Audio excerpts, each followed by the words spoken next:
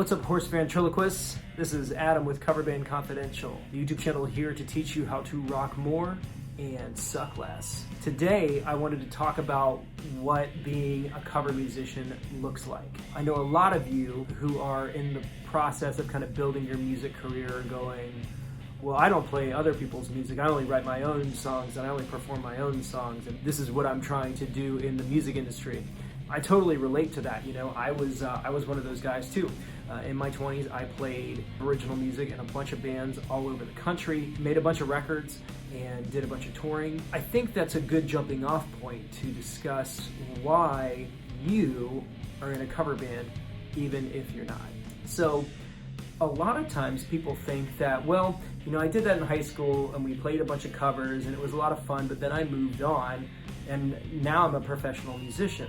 So here's the problem though. As a professional musician, if you want to make a career in the music industry, you need to learn and be able to onboard, replicate, and re-deliver content that somebody else may have recorded.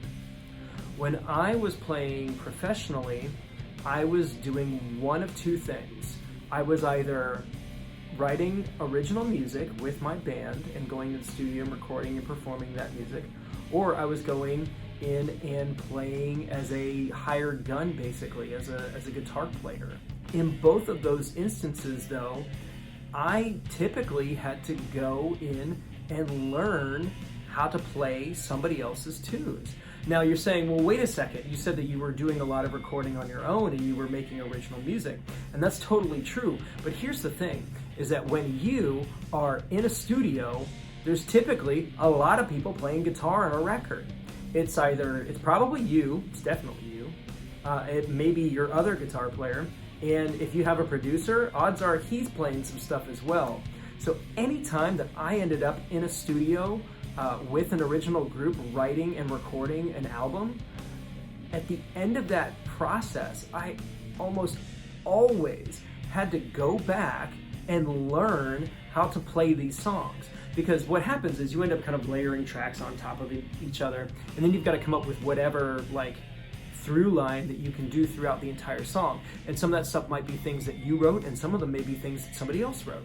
So it was always a process where you have to be able to learn and replicate music. And that is how you're going to build a career in this industry. Let's say that you take this all the way and you want to be a professional guitar player. That's like all that you do. 9 times out of 10, somebody who's hiring you, the record's already done. Somebody else has already played those parts. So if you're playing for a big country artist or you're playing for some pop star, you're in a cover band, dude. If you are a bit defensive about the fact that, you know, you might be playing somebody else's music, or you think that cover music is somehow beneath you, you may need to reevaluate that thought process. So what do you think? Do you think you're in a cover band? Why or why not? Leave comments below.